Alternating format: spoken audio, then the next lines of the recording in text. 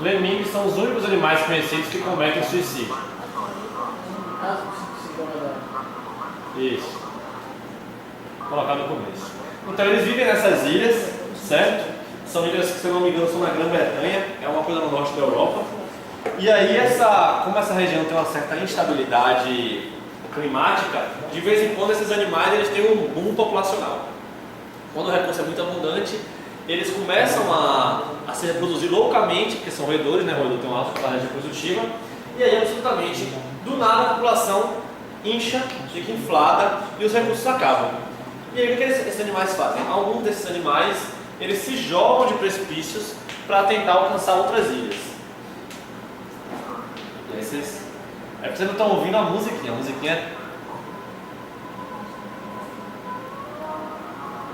olha que musiquinha dramática.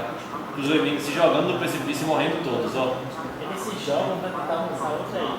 É. Por quê? Eles nadam até outras ilhas, eles tentam nadar. É sério? Então, o Iron Edwards, ele utilizou isso como exemplo para demonstrar, né? Para ele, esses animais estavam se jogando para se matar, para conseguir diminuir a população. Mas na verdade não é. Bom, os lemmings são uma questão interessante até hoje, né? Você vê que não tem nenhuma ilha perto, né? E os bichos se jogam. Tem aquela questão do grupo, né? Quando vale a pena sair do grupo? Nesse caso aí, o grupo tá... Exatamente. A gente vai chegar nisso um pouco mais pra frente. Olha ele se jogando lá, ó. Ninguém tá obrigando ele, né? É engraçado. Eles estão pulando mesmo. Mas eles sabem nadar? Rapaz, Eu saí com mergulho, tipo, louco, né? É, tá nadando.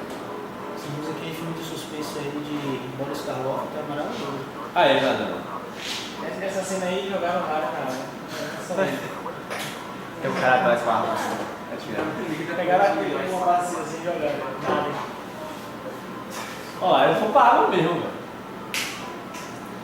E aí o Iron Edwards utilizou esse exemplo para falar que esses animais estariam se sacrificando em prol do grupo para diminuir a superpopulação e assim garantir a sobrevivência dessa espécie. Ninguém gerou uma hipótese de que os ancestrais dos cetáceos seriam... Não, lemmings. Não que eu conheço. Aí eles vão nadando até encontrar. Até morrer. Outra ilha.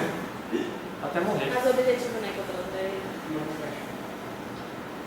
Enfim, isso a gente fazendo leitura do comportamento, né? A gente não sabe se é exatamente esse o objetivo, porque infelizmente os animais não respondem perguntas, né? Que é uma pena. E aí, isso daí é o que a gente vai ver amanhã, começando dessa polêmica, a gente vai discutir um pouco melhor esses mecanismos de altruísmo e de sacrifício de indivíduos pelo grupo.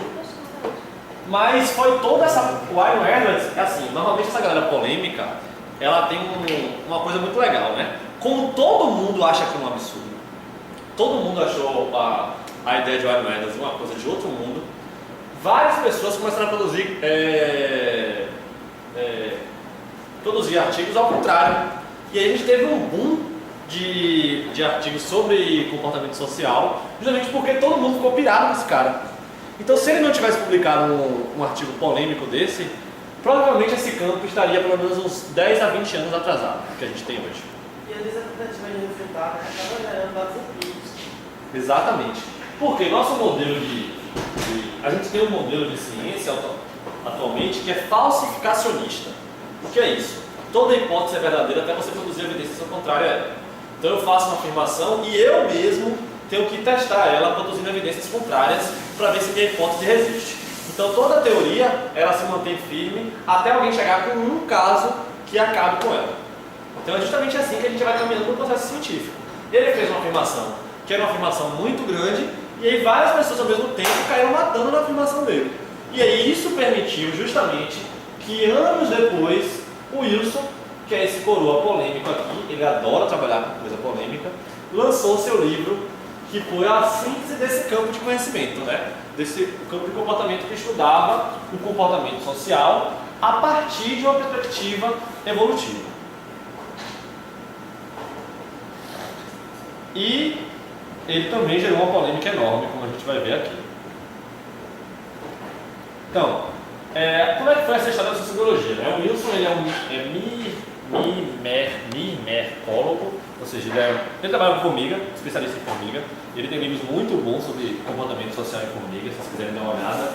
Tem um que chama, que é ele com Rodobleger, o nome base é Rodobleger. Rodobleger, ele e o Wilson eles escrevem um livro chamado O Superorganismo, é um livro grandão, de capa preta, assim, com as figuronas bonitas, vistosas, balo. Cara, eu não tenho não, tenho no laboratório. E aí, como é que foi o histórico, né? O Wilson ele trabalhava com insetos e ele percebeu a oportunidade de dar uma organizada nesse campo.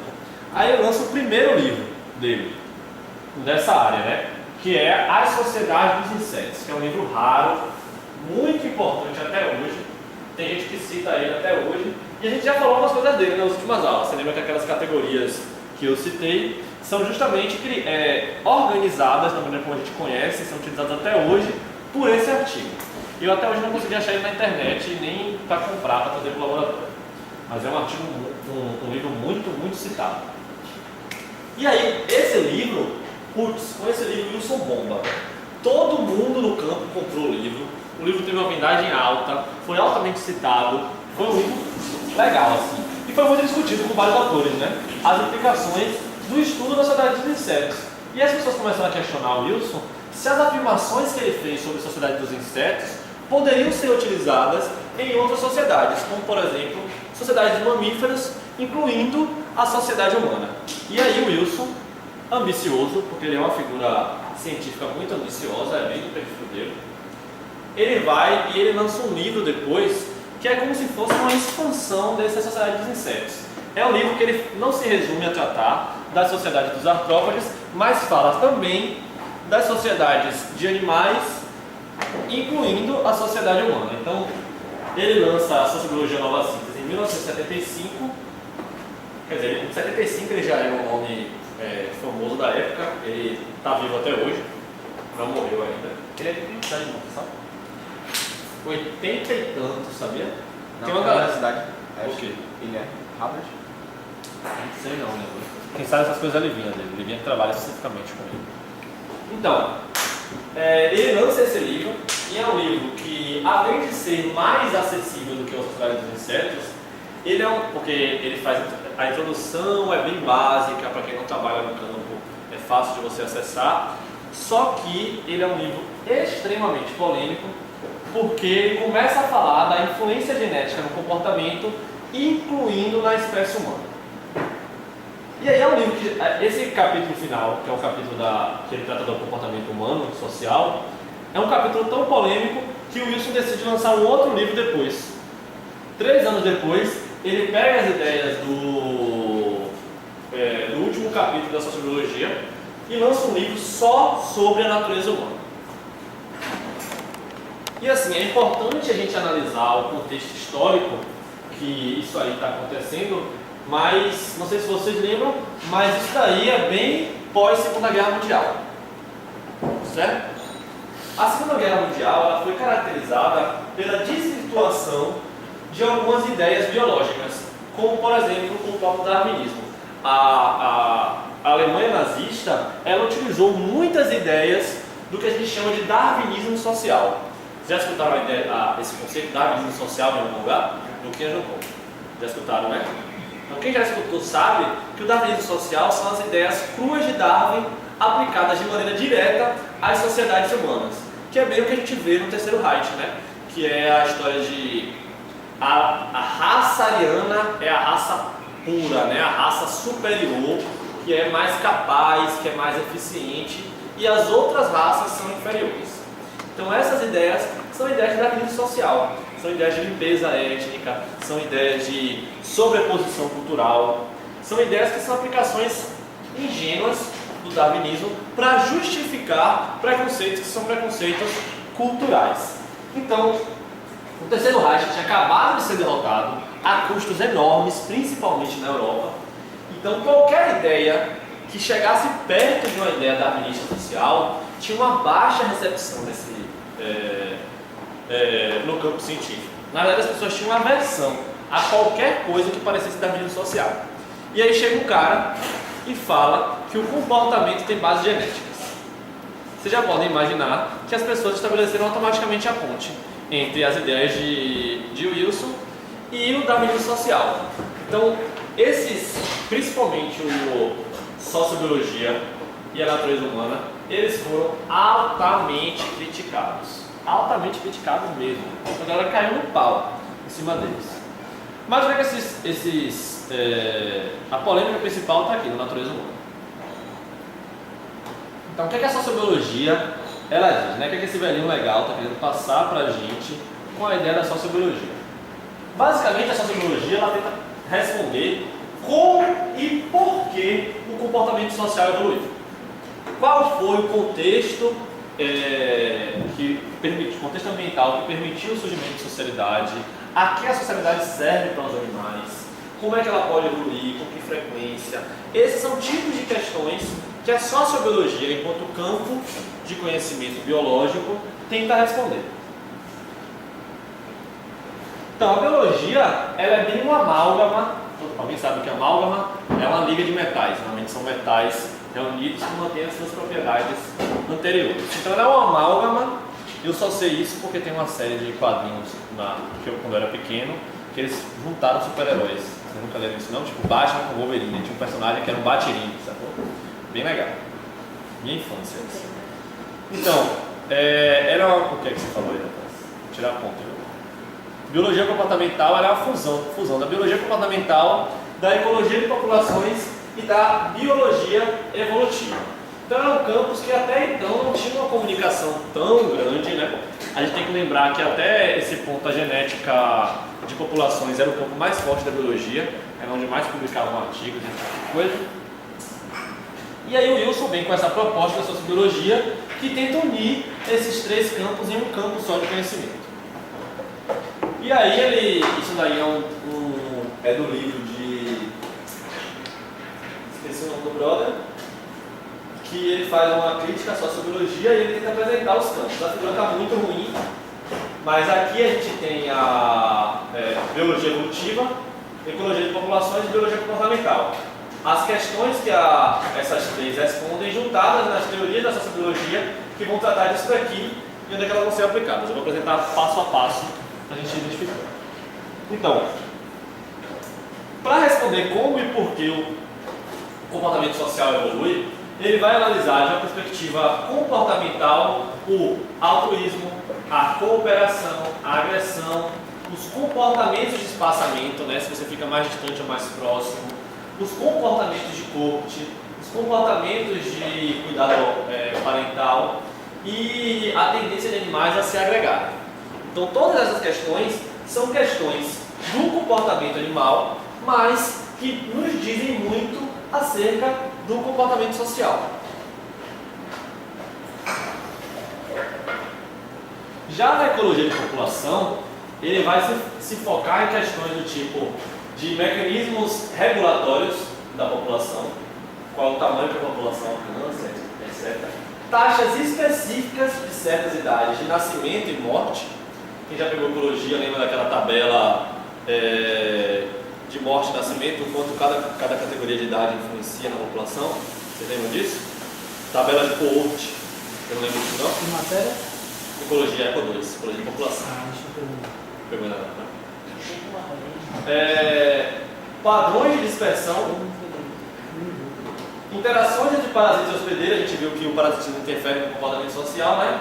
Interações entre plantas e herbívoros, interações entre presa e predador, competição em espaço de nicho e distribuição de recursos e disponibilidade. São todas essas questões que vão influenciar nas sociedades dos animais e são todas de uma perspectiva da ecologia de populações.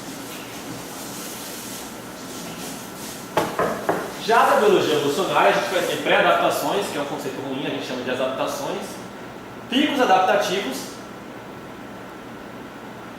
Acho que é bom falar disso para vocês, que eles são picos adaptativos.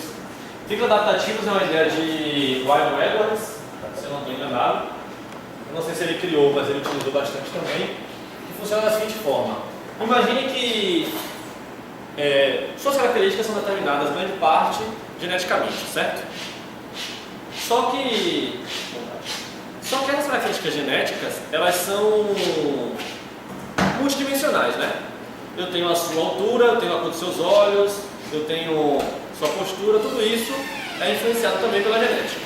Agora imagine que eu transformasse todas as suas características em apenas 2 dimensões, certo? Eu transformasse seu código genético em uma grandeza bidimensional.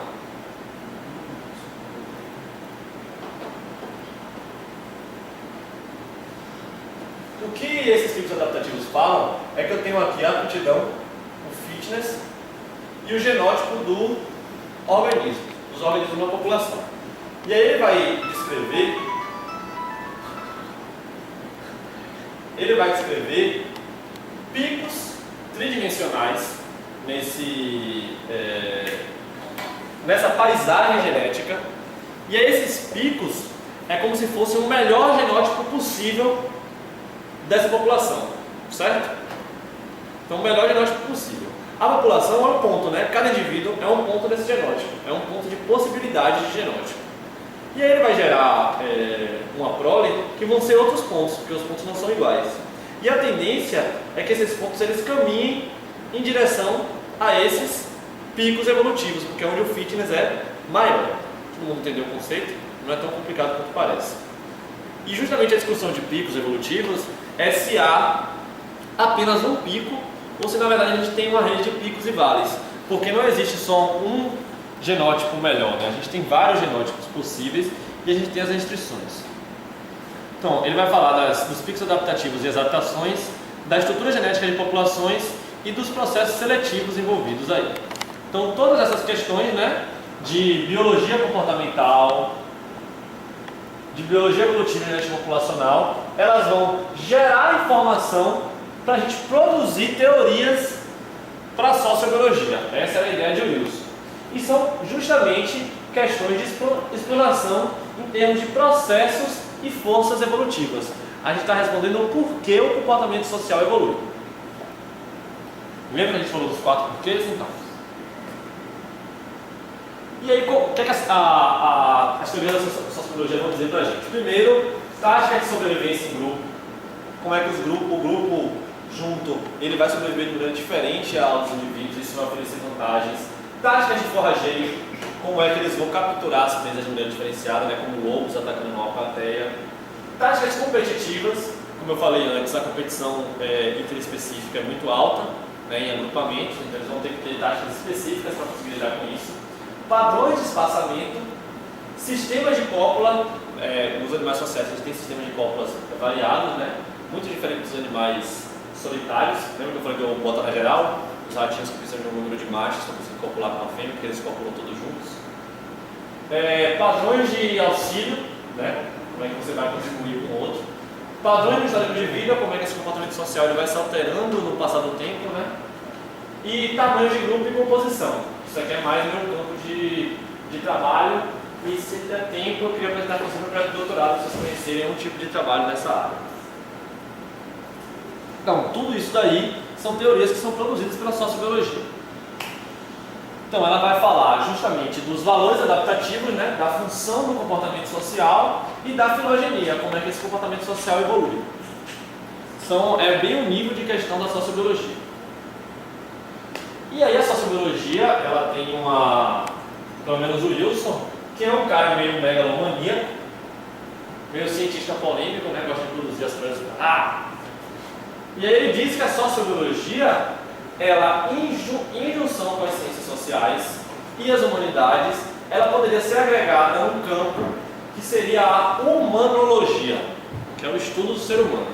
Então, o conhecimento produzido pela sociobiologia deveria ser fundido com o conhecimento das ciências sociais e das humanidades para produzir a humanologia, e isso ia permitir um melhor entendimento da cultura e do comportamento humano. Essa era a proposta de Wilson. Mas a gente vai ver agora que isso apresenta algumas limitações, né? A primeira limitação é a polêmica de tentar utilizar a ciência biológica para falar da natureza humana. Só falar da natureza humana já é algo um tanto quanto polêmico, né? Você dizer que existe algo que é natural, que é essencial da espécie humana, já é uma formação polêmica. E as ciências humanas, influenciadas pelo marxismo, elas têm uma concepção de construção social que é muito forte. Para as ciências humanas, ainda é um paradigma bastante aceito, o ser humano ele é um construto social, né? Você vai falar, mas isso é da natureza humana, vem um cara da ciência humana, mexe na sua cara e fala, isso aí é um construto social. Você acreditar numa natureza humana é uma construção social para manter uma dada cultura. Então se você fala, por exemplo, o ser humano ele é naturalmente egoísta. Um cara das ciências humanas vai dizer para você, não, isso aí é uma construção social na sociedade capitalista. Então é muito difícil você fazer alguma afirmação sobre a natureza humana para uma pessoa das ciências humanas. E o Wilson, ele tem um papel importantíssimo porque ele veio trazer de que existe sim uma natureza humana. Em alguns casos a gente vai identificar a natureza humana por construção social, mas existem algumas coisas que são compartilhadas com os animais. Então, a principal crítica à biologia foi a sociobiologia foi justamente essa ideia de construção social, devido à baixa permeabilidade das pessoas das ciências humanas em aceitar que existem algumas coisas que são realmente naturais da espécie humana. Então, só a ideia de admitir que a espécie humana é alvo de seleção natural já era controverso naquela época. Justamente por causa dessa ideia, que é a ideia que vem de Rousseau, né, um filósofo francês já bem antigo, de que o homem é produto do meio, né?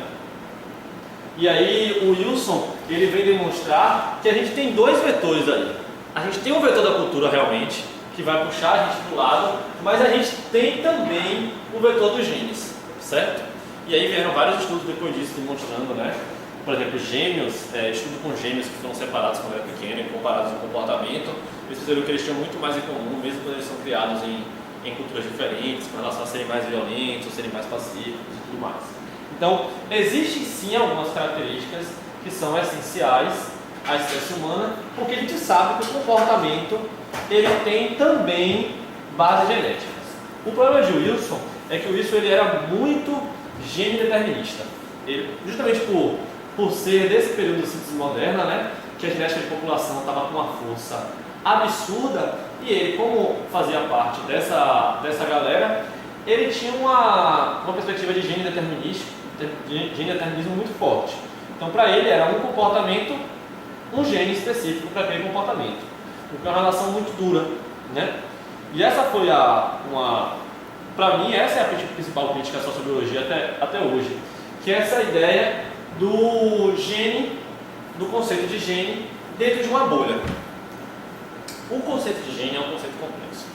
Ele é um conceito que a gente não tem consenso até hoje sobre o que é gene. Tem gente que diz, por exemplo, que o gene está no RNA mensageiro. O gene não está no DNA, sacou? O gene é só aquele que vai determinar a proteína codificada. Tem gente que diz que o gene, na verdade, é apenas uma concepção metafórica para a gente entender uma relação genética entre a genética e as características que são apresentadas. Então a gente não tem um consenso. E o Wilson, naquela época, ele estava vindo de um campo de conhecimento que achava que o gene era o centro de tudo. Eles eram genocentristas. Então, para eles, o conceito de gene estava dentro de uma bolha, e é uma bolha muito frágil, e que eles não percebiam, né?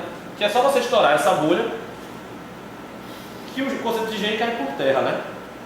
Então a gente tem muita coisa que está fora desse conceito de gene. Então, as influências ambientais, as influências, eu sou um pouco cri-cri, você deixa eu ajeitar isso antes de mostrar? Eu sou realmente muito chato. Aí começa a entrar epigenética no caso. Também, é uma das coisas que eu vou apresentar aqui. Epigenética, genômica. Pode falar. A ecologia de populações tem muito a ver com a ecologia comportamental? Não, nada.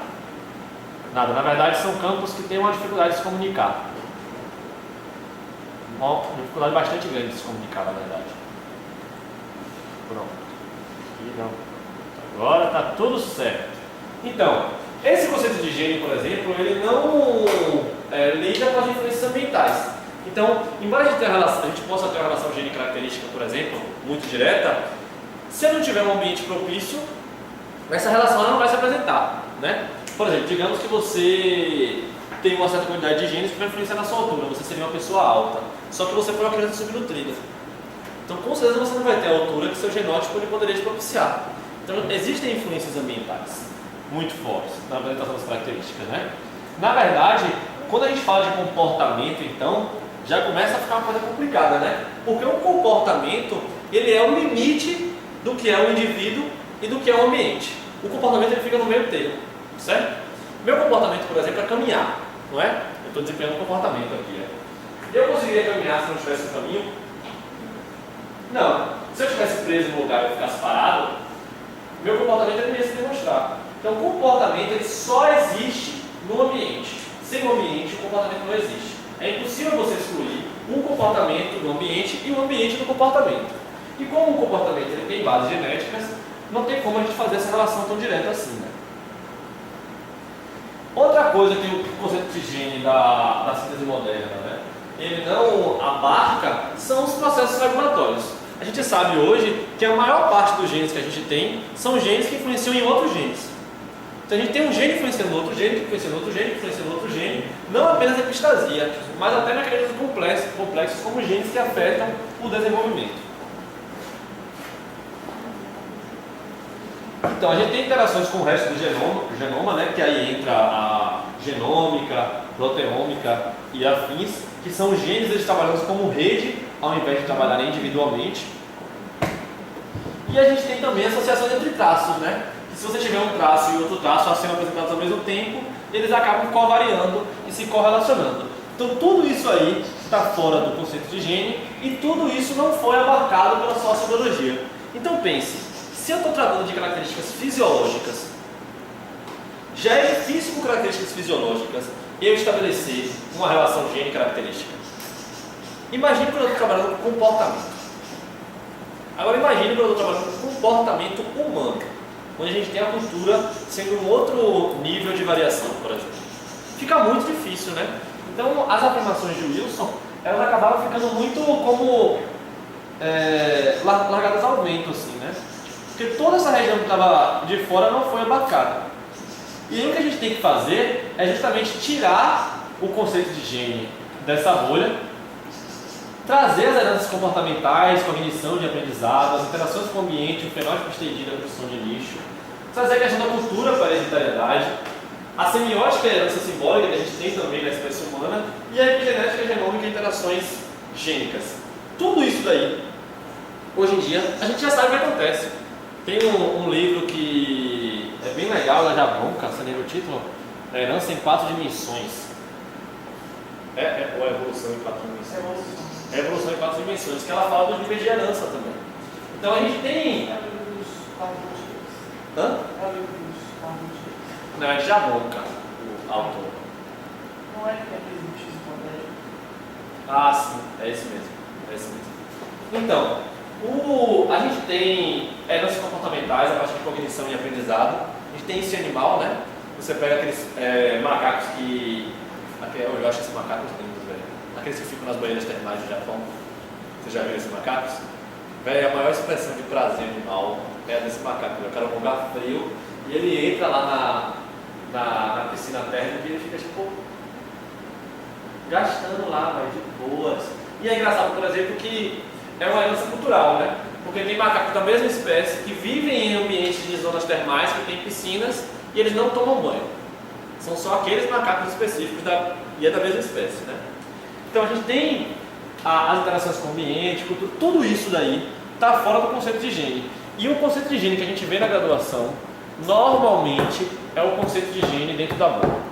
A formação que a gente tem na graduação em biologia é uma formação em síntese moderna. É uma formação centrada em genética de população. Aqui na UFBA a gente tem é um pouco diferente, não é tanto assim, é só um pouco porque a gente tem algumas pessoas que trabalham com conceitos fora da bolha, né?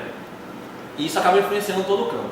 Mas na graduação, nas matérias mesmo, vocês acabam vendo bastante o gene dentro da bolha. E muita gente sai da graduação com a ideia de gene, que é uma ideia de gene, um gene e uma característica, né? Que é o mesmo conceito que a gente sai da graduação. É esse mesmo, Evolução em 4 Dimensões, que é o livro que eu estava falando. Eu ia falar de nomonarquismo, mas eu não manjo nada disso, então eu vou pular, viu, gente? Hã? É porque é muito difícil, né? Eu não entendo não. Tem uma galera dizendo que Lamarck tinha algumas coisas que ele estava certo, tem características que são assimiladas e são passadas de uma geração para outra. O princípio é esse. Como é que funciona, gente? Eu não faço a menor ideia. Eu também queria saber, né? Não dá não. Barriga isso. Então, outra crítica que foi realizada a Wilson foi a dicotomia entre nature e nurture, que é estabelecida por ele. Então, essa dicotomia é basicamente uma dicotomia que é bastante técnica. É um aspecto de como é que a gente vai medir e trabalhar com os comportamentos.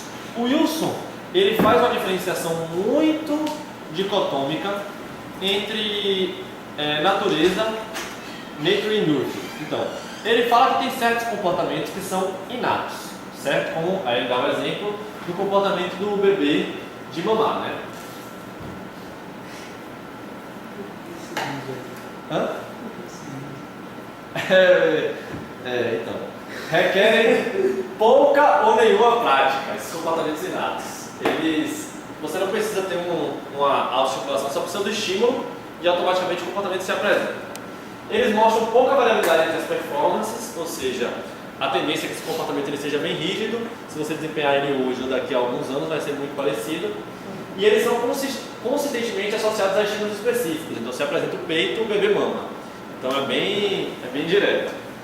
Já os comportamentos, que são os comportamentos apreendidos, como jogar bola, por exemplo, eles são extremamente variáveis e flexíveis na sua expressão. Ou seja, cada pessoa, você apresenta ele de maneira mais variada até com o passar do tempo. Ele advém das experiências prévias de cada indivíduo. Geralmente eles requerem prática para que sejam aperfeiçoados e podem ser promovidos por métodos de treinamentos apropriados. E a questão do condicionamento? Tem aquele condicionamento mais inato, uma resposta mais inata, uma resposta mais... Sim. O Wilson, ele enxergava essa dicotomia e ele estabeleceu essa dicotomia de uma maneira muito séria. Por quê? Porque para ele, todo comportamento inato era um comportamento que tinha base genética. O comportamento aprendido não tinha base genética. Entendeu? Como ele tinha esse problema do gene, essa visão de que o gene influencia em uma característica, comportamento inato faz sentido na base genética, né? Comportamento aprendido não. Então ele realizou essa dicotomia justamente para favorecer a teoria dele. Só que essa dicotomia, gente, que não faz sentido algum. Não faz o menor sentido. Os exemplos de comportamentos completamente inatos, como o caso de bebê, mamar, são os mais raros o possível. São pouquíssimos comportamentos que a gente não tem que entram nessas três categorias, certo? Primeiro, como é que você vai dizer que o comportamento é inato? Como é que você poderia demonstrar, prover evidências para dizer que um dado comportamento é inato? Primeiro, o indivíduo ele não tem que ter nenhuma experiência prévia com aquilo ali e automaticamente fazer. Ou seja, os experimentos eles envolvem... Dizer que nasce já sai agora.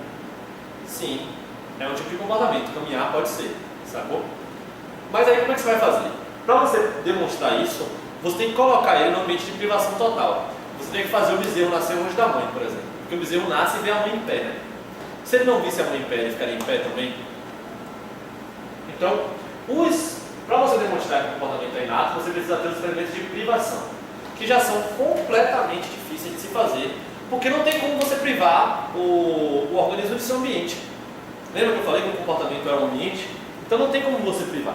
Deixa eu ver se o próximo slide traz. Foi exatamente o que eu falei, né? Fatores genéticos e fatores experimentais. Ele estabelece essa dicotomia. É isso mesmo. Então, primeiro que não dá para eu separar o ambiente do comportamento, né? Em alguns momentos, o próprio ambiente ele já é uma herança, certo? Se eu estou, por exemplo, no caso do bezerro que nasce e a mãe está perto, o fato dela estar em pé, aquilo ali já é uma demonstração para o organismo como é que ele vai se comportar. Os experimentos de privação, eles são experimentos muito difíceis de se fazer, porque é muito difícil remover um ambiente ou construir um ambiente neutro para um dado organismo. Na verdade é quase impossível, né? Um ambiente que ele não seja estimulado. E outra coisa que eu acho muito legal da gente trabalhar em comportamento animal é acabar com o conceito de instinto. Instinto é um conceito de base genética, certo? Se eu digo para você que é seu instinto correr atrás de mulher, eu estou dizendo que você já nasceu com isso, que é, no caso dele é engraçado, que é seu instinto correr atrás de mulher. Eu estou dizendo para você que tem uma base genética, que você já nasceu com isso, que não tem como você refutar isso. Normalmente as ideias de instinto elas são utilizadas para justificar comportamentos particulares ou para diferenciar o que é um ser humano e o que é um animal. Que é tipo, seu cachorro, ele fica feliz quando te vê, certo? Você chega em casa, ele vai correndo, abanando o rabo, certo? E aí você pergunta, por que meu cachorro fez isso? Aí tem sempre aquela resposta, porque é instinto. Instinto é um beco teórico, sem saída. Você pode responder qualquer coisa dizendo que é instinto e morreu ali. Não leva para lugar nenhum, não produz conhecimento, não leva questão, sacou? As coisas que produzem conhecimento são as coisas que levam você a criar novas perguntas. Por exemplo, meu cachorro abanou o rabo porque ele está feliz. Mas por que ele está feliz comigo? Por que é que essa espécie tem essa relação com a espécie humana? Vocês percebem? O conceito de instinto, ele é péssimo, ele é intestável, não tem como eu colocar ele em prática, não tem como eu falsificacionar ele, não é de falsificar, mas de tornar falso. Não tem como eu testar. Então o conceito de instinto é ruim. Então, biólogos, por favor, não usem o conceito de instinto. Normalmente a gente usa o conceito de instinto quando a gente não sabe explicar alguma coisa. Prestem atenção para vocês verem. Então, as ideias de Wilson... É instinto. É instinto, a gente usa isso, né? Instinto. Então, as ideias de Wilson, elas cometiam muito esse equívoco. O Wilson ainda usa muito o conceito de instinto nas suas teorias, né? Então, algumas das críticas que o Wilson tem, né? Vou parafrasear elas. Uma delas é que a sociobiologia é uma nova, mais sutil doutrina do determinismo biológico. Já que ele tinha essa relação tão forte de higiene característica, tinha um certo grau de determinismo biológico realmente nas teorias de Wilson, né? É porque assim, tem um problema muito sério quando você vai trabalhar com divulgação científica. Quem já leu Super Interessante? A revista? Grande parte das pessoas já leu, né? A Super Interessante é uma revista de divulgação científica para o público leigo. E ela tem um foco de vender a revista, né? Então, normalmente suas chamadas são chamadas muito polêmicas, né? Tipo, a astrologia funciona. Jesus existe. Essas coisas assim, né? São a capa da Super Interessante nos últimos tempos, é sempre assim, né? Carros voadores. Você vai dar uma decepção. Exatamente, né? E aí ela tem uma... Quem trabalha com divulgação científica tem que ser atrativo. Por atratividade, normalmente, perpassa você ignorar o rigor científico e divulgar informações que normalmente não são tão verdadeiras, né? Você faz generalizações muito sérias, você faz afirmações muito precisas, quando na verdade não são. Então você tem uma tendência a maquiar seu resultado para poder acessar o público leigo. E o Wilson cometeu muito desses equívocos e por isso acabou soando como determinista biológico. Então, sociobiologia é racista e sexista. Pois é, a sociobiologia é um pouco racista e é um pouco sexista sim, a partir do momento que ela estabelece as relações entre características de um ponto de vista meramente genético, né? Então, se você pegar a sociobiologia vai confirmar de que mulheres são mais fracas do que homens, sacou? Porque ela vai observar o padrão das características. Então, essa é uma limitação da sociobiologia justamente porque ela está enraizada numa genética de população. Então, não existe evidência que genes específicos influenciem comportamentos específicos em humanos. Existe. Eles têm uma porrada de evidência para isso hoje em dia, certo? Por exemplo, genes que regulam a absorção de testosterona. Normalmente, quando eles estão inativos, a gente tem uma baixa de libido sexual. Fato, em homem ou mulher, sacou? Então existe isso já. Aí é um gene influenciando no comportamento de corte. A teoria da sociobiologia é intestável, justamente porque não tem como você estabelecer uma coragem de gene característica, gene comportamento, para eles isso é intestável. A gente já sabe que não, que hoje em dia a gente consegue testar a influência do genótipo no comportamento animal, a influência de certos genes no comportamento. E mesmo assim, o Wilson, o que ele não entendia é que você não precisa ter uma base genética para ter hereditariedade. Você pode ter hereditariedade sem ter gene, necessariamente, sem ter um gene influenciando uma característica. Então, para o Wilson, se era hereditário, era genético, certo? Essa é uma limitação muito grande se você vai trabalhar com o comportamento humano, por exemplo, onde a maior parte da herança de características se dá a partir da cultura. Seleção natural não é a única explicação plausível para a mudança cultural. O Wilson ele era megalomaníaco e ele achava que ele podia reduzir a cultura a mera seleção natural. A gente sabe hoje que a cultura ela é alvo de seleção natural, mas ela tem as suas próprias dinâmicas de mudança que não se resumem à seleção natural. Se você trabalhar com a evolução de cultura, tem coisas muito interessantes na espécie humana, tem alguns artigos muito legais. A gente recebeu a visita de um pesquisador americano aqui que apresentou umas teses super interessantes. A gente pode falar sobre isso depois. E aí, justamente por causa dessas críticas que a sociobiologia recebeu, quem queria trabalhar com o tema teve que dar seu jeitinho. Então a sociobiologia ela acabou sofrendo uma modificação e hoje em dia a gente chama os temas da sociobiologia, eles são abarcados dentro da ecologia comportamental. A gente precisou criar um novo campo porque o termo sociobiologia ele é execrado. Se você falar sociobiologia para quem conhece um pouco a história da ciência, você vai fazer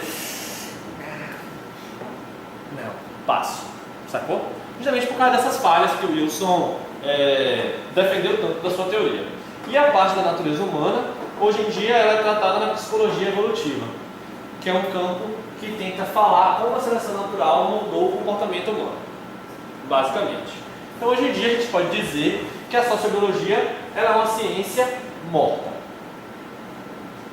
Ninguém hoje em dia se considera como sociobiólogo, as pessoas citam, mas não produzem artigos sobre o tema, embora sejam artigos que tratem dos temas que a sociobiologia se propunha a tratar.